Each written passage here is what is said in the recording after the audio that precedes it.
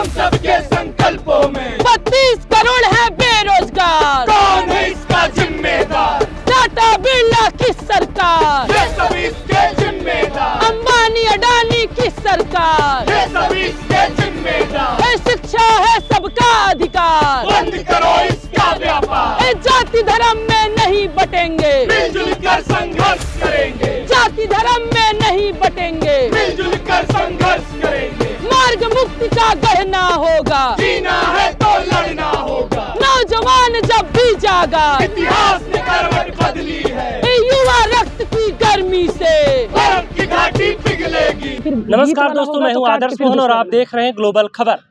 देश में नौजवान और किसान ही इतिहास लिखते हैं, वही देश के भविष्य की दिशा और दशा तय करते हैं।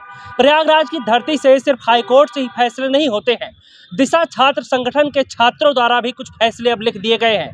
वो फैसले जो मोदी सरकार के गाल पर करारा तमाचा है, जिसके बाद में पूरे देश में एक नया जोश और उत्साह छात्रों में, नौजवानों में और सड़क पर विद्रोह की भावना लिए घूम रहे हर उस इंसान में पैदा हो गई है जो सरकार से सवाल पूछने की हिम्मत रखता है। आज ये सभी लोग हमारे साथ हैं, इनसे हम बातचीत करेंगे। इनके गाने जो सरकार को तमाचा मारने का काम करते हैं, जो उन्हें आईना दिखाने का काम करते हैं, जो बात बड़े बड़े मठाधीश नहीं बोल पा रहे हैं, जो बात महलों में रहने वाले नहीं बोल पा रहे हैं, वो ये छात्र संगठन बोल रहे हैं। इससे हम बातचीत करेंगे और इसकी अगुवाई जो कर रहे हैं वो प्रियांशु जी कर रहे हैं और इनकी सारी जो टीम है, इनकी मेहनत है। प्रियांशु जी, बहुत बहुत स्वागत है आपका। आप लोग का भी बहुत बहुत धन्यवाद कि आप लोग छात्रों के इन मुद्दों को समाज के पटल पे रखने का काम कर रहे हैं। समाज में जो चीज़ें लोगों के पास नहीं पहुंच पा रही हैं, आप लोग देख ही रहे होंगे गोदी मीडिया का क्या चरित्र है। गोदी मीडिया आज सरकार के गोद में जाके बैठ चुकी है। छात्रों नौजवानों के जो मुद्दे हैं वो मुद्दे पीछे हो जा रहे हैं। तो इस दौर में आप लोग छात्रों नौजवानों के मुद्दे को उठा रहे हैं, इसके लिए आप लोग का बहुत बहुत धन्यवाद। सबसे पहले आप अपने संगठन का उद्देश्य बता दीजिए, क्योंकि जब इतने सारे लोग एकजुट हुए हैं तो इसके पीछे पूरा एक स्ट्रक्चर तैयार किया गया होगा, बातें हुई होंगी, एक प्लान तैयार किया गया होगा कि हमारा भविष्य क्या होगा, रणनीति क्या है। इस पर आप थोड़ा सा प्रकाश डालिए। बिल्कुल, दिशा छात्र संगठन भगत सिंह को हम लोग अपना आदर्श मानते हैं। भगत सिंह जिस दौर में अंग्रेज़ों से लड़ रहे थे, वो अंग्रेज़ों का दौर था और उस समय शोषण मौजूद था हमारे देश में। भगत सिंह 23 साल 5 महीने 26 दिन की उम्र में उनका शहादत हो जाता है। वो शहीद हो जाते हैं इस देश के लिए। उनका जो सपना था, जैसे आप 1924 में HSRA का घोषणा पत्र आया था, तो उस घोषणा पत्र में ये लिखा था कि हम ऐसा देश बनाना चाहते हैं जहाँ पे समान न्याय हो, जहाँ पे समान अवसर हो, जहाँ पे जाति के आधार पे, धर्म के आधार पे, भाषा या क्षेत्र के आधार पे किसी के साथ भेदभाव ना होता। वो उस तरह का समाज बनाना चाहते थे और आज भी हम लोग उनके सपनों को जी रहे हैं। हम लोग उनके सपनों का भारत बनाना चाहते हैं। दिशा छात्र संगठन का उद्देश्य है कि शिक्षा जैसी बुनियादी चीज़ के सामने पैसे की दीवार नहीं होना चाहिए। कोई भी बच्चा अगर पैदा होता है तो ये नहीं कर सकता है कि वो अमीर घर में पैदा होगा कि गरीब घर में पैदा होगा। वो समाज में रहता है और समाज की जिम्मेदारी बनती है, सरकार की जिम्मेदारी बनती है कि सरकार उसे बेहतर शिक्षा मुहैया कराए। लेकिन आज स्थिति ये है, आप देख रहे होंगे कि शिक्षा के नाम पे शिक्षा के सामने पैसे का बैरिकेड है और वो बैरिकेड, वो दीवार लगातार ऊंची होती जा रही है और आम घरों के जो बेटे बेटियां हैं आज वो शिक्षा से वंचित हैं। दिशा छात्र संगठन ये मानता है कि सबके लिए, हर एक बच्चे के लिए समान और निःशुल्क शिक्षा होना चाहिए। किसी भी बच्चे के सामने कोई भी पैसे का बैरिकेड नहीं होना चाहिए। अच्छा, आपको क्या लगता है कि जहां एक तरफ सरकार जो है वो हिंदू मुस्लिम यानी कि धर्म की अफीम चटाकर लोगों को बेहोश करती जा रही है और इस धुंधलेपन में लोगों को शिक्षा की चीज़ें नहीं दिखाई दे रही है, ना अपने मुद्दे दिखाई दे रहे हैं, ना रोजगार दिखाई दे रहा है, उनको जागने में कितनी मदद मिल रही है आप लोगों के द्वारा और कितने लोगों के फ़ोन आ रहे हैं?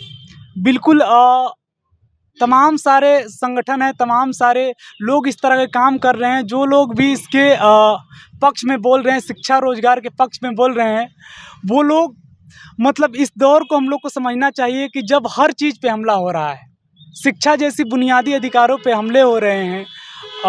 साथी, आपका सवाल क्या था, एक बार और रिपीट कर दीजिए इसको। मैं जानना चाह रहा हूँ कि आपके पास एक लाइन में कहूँ, कितने लोग समर्थन दे रहे हैं और थ्रेट कितने मिल रहे हैं? बिल्कुल, जिस तरह से सरकार जाति के नाम पे, धर्म के नाम पे लोगों को बांटने की कोशिश कर रही है, सरकार तो ये चाहती है ना कि लोग अशिक्षित रहें। लोग जब अशिक्षित रहेंगे तो वो सवाल नहीं पूछ सकते।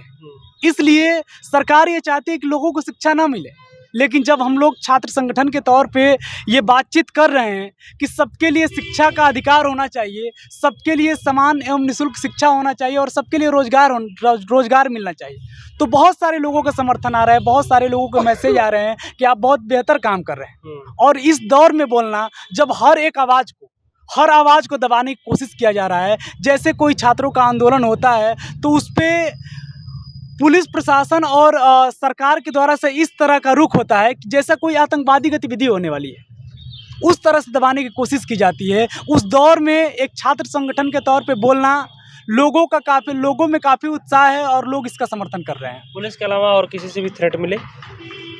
नहीं, मतलब इस तरह की चीज़ें तो अभी नहीं हुई, लेकिन बहुत सारे लोग हैं जो हम लोग का समर्थन कर रहे हैं, सरकार का विरोध कर रहे हैं। आप लोग अगर कमेंट्स बॉक्स में जाएंगे, पढ़ेंगे तो सारी चीज़ें मिलेंगी। और लोगों से बातचीत कर लेते हैं।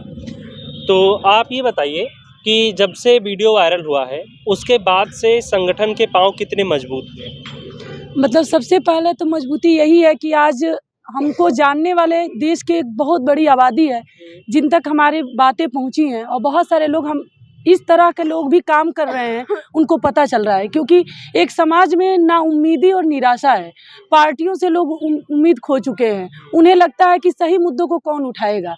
और जब हम लोगों का गीत गया लोगों तक तो उन्हें लग रहा था कि हाँ, सही मायने में लोग बोलने वाले हैं, ऐसे ग्रुप्स हैं, बेशक उनकी हो सकता है संख्या कम हो, लेकिन ऐसे लोग हैं जो काम कर रहे हैं। अच्छा, घर वालों का क्या रिएक्शन रहा, माता पिता का?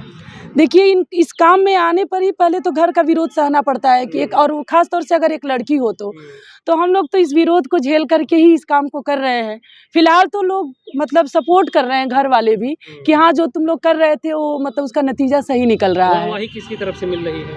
मतलब घर में तो मुझे लग रहा है कि माँ बाप के तरफ से तो सपोर्ट हो रहा है, क्योंकि एक दौर में इस काम को करने को लेकर के विरोध भी सबसे पहले उन्हीं का था, लेकिन आज वो उनको लग रहा है कि हाँ, काम करेंगे तो कुछ चीज़ें बदल सकती हैं। खतरा भी महसूस हुआ वीडियो वायरल होने के बाद?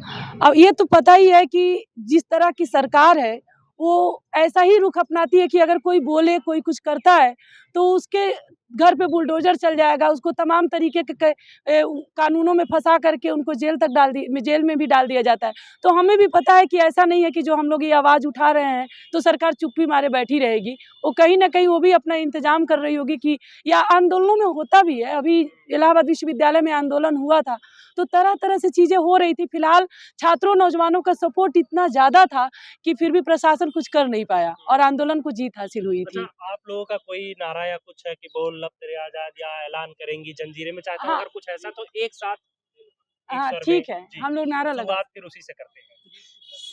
शिक्षा और रोजगार हमारा जन्म सिद्ध अधिकार है, शिक्षा है सबका अधिकार, बंद करो इसका व्यापार, भगत सिंह को याद करेंगे, जुल्म नहीं बर्दाश्त करेंगे, भगत सिंह का सपना आज भी अधूरा, जागेंगे छात्र युवा, इसे करेंगे पूरा, जाति धर्म के झगड़े छोड़ो, सही लड़ाई से नाता जोड़ो, जाति धर्म के झगड़ों में हम बर्बाद तुम बर्बाद, माला माल हुए हैं केवल, नेता मालिक नौकरशाह, इनकलाब जिंदाबाद, जिंदाबाद जिंदाबाद, फांसीवाद का एक जवाब, इनकलाब जिंदाबाद, शहीदों के सपनों को साकार करो, ए भगत सिंह तुम जिंदा हो, हम सबके संकल्पों में 32 करोड़ है बेरोजगार, कौन है इसका जिम्मेदार, टाटा बिरला की सरकार, ये सब इसके जिम्मेदार, अंबानी अडानी की सरकार, ये सब इसके जिम्मेदार, ए शिक्षा है सबका अधिकार, बंद करो इसका व्यापार, ए जाति धर्म में नहीं बटेंगे, मिलजुल कर संघर्ष करेंगे, जाति धर्म में नहीं बटेंगे, मिलजुल कर संघर्ष करेंगे, मार्ग मुक्ति का गढ़ना होगा, जीना है तो लड़ना होगा, नौजवान जब भी जागा, इतिहास ने करवट बदली है, युवा रक्त की गर्मी से बर्फ की घाटी पिघलेगी, यह सन्नाटा टूटेगा, नई राह अब निकलेगी,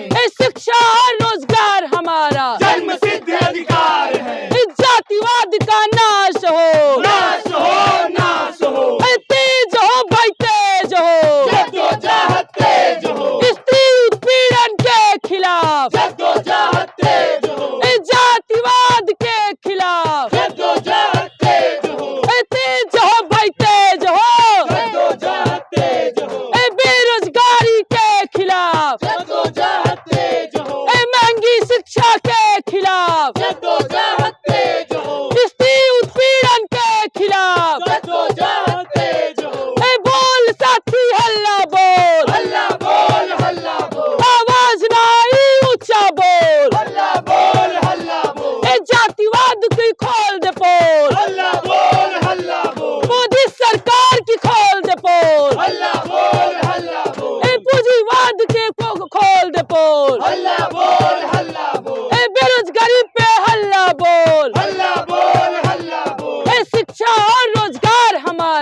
जन्म सिद्ध अधिकार है, ये शिक्षा और रोजगार हमारा जन्म सिद्ध अधिकार है। इस गांव शहर में अलख जगाकर देसी लूट मिटाएंगे, इस देसी कफन खसोटों को भी लड़कर मार भगाएंगे, इस कसम शहीदों की भारत में लोक स्वराज बनाएंगे। ए भगत सिंह तुम जिंदा हो, हम सबके संकल्पों में शहीदों के जो ख्वाब अधूरे इसी सदी में होंगे पूरे। अशफाक बिस्मिल का संदेश, हिंदुस्तान सबका देश, ए इनकलाब जिंदाबाद। जिंदाबाद जिंदाबाद। मैं क्या बैठ सकता हूँ? थोड़ी सी जगह मिल सकती है? बिल्कुल। यकीन मानिए, अगर इतने के बावजूद भी आपके शरीर में कंपन नहीं हो रहा है तो आप मर चुके हैं। आप अपनी गिनती शमशान की उस राख में कीजिए जिसका अब कोई अस्तित्व नहीं है, क्योंकि इतना कुछ सब कुछ सुनने के बाद में मुर्दे भी शायद उठकर खड़े हो जाएंगे कि यदि हमारे ज़माने में ऐसे लोग होते तो आज हम कहीं और होते। जो विकास के लिए तरस रहे हैं वो सब अब एक साथ आ जाएं, सभी लोग, और इनका समर्थन दें। दिशा छात्र संगठन के हाथ से हाथ मिलाकर मुझे लगता है कि सबको आगे बढ़ना चाहिए। बहरहाल मैं चाहता हूं कि जिस गीत संगीत से आपने सरकार के मुंह पर तमाचा मारा है, एक बार वो तमाचा जोरदार और हो जाए। इस गीत को लिखा है आशु मिश्रा ने। और आशु इस मिश्रा कौन है? यहाँ पे मौजूद है? यहाँ पे नहीं है, वो अच्छा। बरेली में रहते हैं। अच्छा। और इस गीत का पहला कंपोज किया था अनुष्टुप बैंड ने।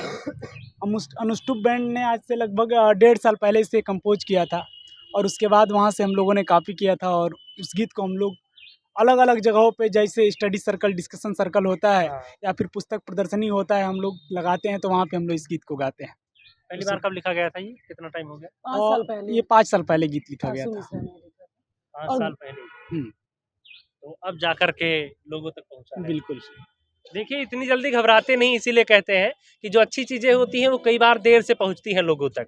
जी, और बताइए अपनी टीम के बारे में थोड़ा सा। बिल्कुल, हम लोग इसी तौर पे काम करते हैं, लोगों के बीच में जाते हैं गीतों के माध्यम से। जैसे आप पोस्टर्स देख रहे होंगे, तो पोस्टर्स अपने आप में बहुत कुछ कहता है। लिखता कौन है ये? ये हम ही लोग की टीम से लोग लिखते हैं। कैसे तय होता है कि शब्दों का हेर-फेर कैसे कितना होना चाहिए, तय कैसे होता है? ये लिखते लिखते आदत हो जाती है, लोग लिखते लिखते सीख गए हैं, तो उस तरह से सभी लोग काम करते हैं इसमें, और अपनी अपनी जो क्रिएटिविटी है इसमें दिखाने की कोशिश करते हैं। कोई चित्र बना लेता है, कोई लिखना जानता है, कोई कविता लिखता है, कोई गीत गाता है, तो उसके माध्यम से हम लोग लोगों के बीच में जाते हैं कि लोगों को जो यहाँ के मुद्दे हैं उन मुद्दों को दिखाया जा अच्छा, इन सके। सारी क्राफ्टिंग को फाइनल टच कौन देता है? हम ही लोग के बीच से हम लोग अलग अलग, जिसको जो समझ में आता है उस मुद्दे पे बहस करते हैं। कोई दिक्कत इसमें होता है तो उस पर अपनी बात रखते हैं कि हाँ इसमें ये दिक्कत है, फिर अलग अलग लोग अपनी राय देते हैं। सबसे कोई अच्छी लाइन एक कौन सी लगी? मेरी तो सबसे अच्छी लाइन एक पास की कविता का है कि सबसे खतरनाक होता है हमारे सपनों का मर जाना। क्योंकि अगर सपने जिंदा रहते हैं तो हम बहुत कुछ कर सकते हैं, लेकिन सपना विहीन हो जाना मौत के समान है। 5 साल पहले गीत लिखा गया था और अभी सब लोग अभी भी इसको लेकर के चल रहे हैं।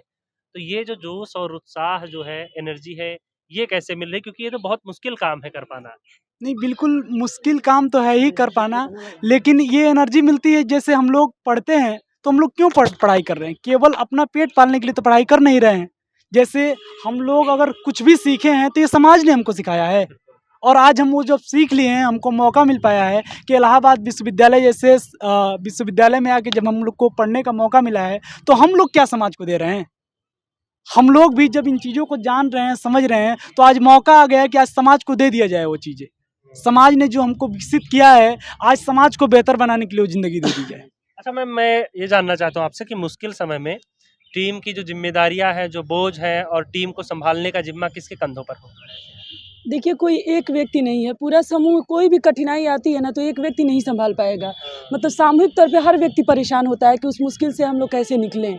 तो फिलहाल यहाँ तो चंद्रप्रकाश साथी कामों को देख रहे हैं, और मुश्किल हालत में तो मुझे लगता है सभी साथी का ही सपोर्ट रहता है, तभी हम उससे निकल किसी पाते हैं। विशेष तौर पर किसी का नाम लेना चाहिए? साथी चंद्रप्रकाश यहाँ कामों को देख रहे हैं इलाहाबाद की स्तर पे।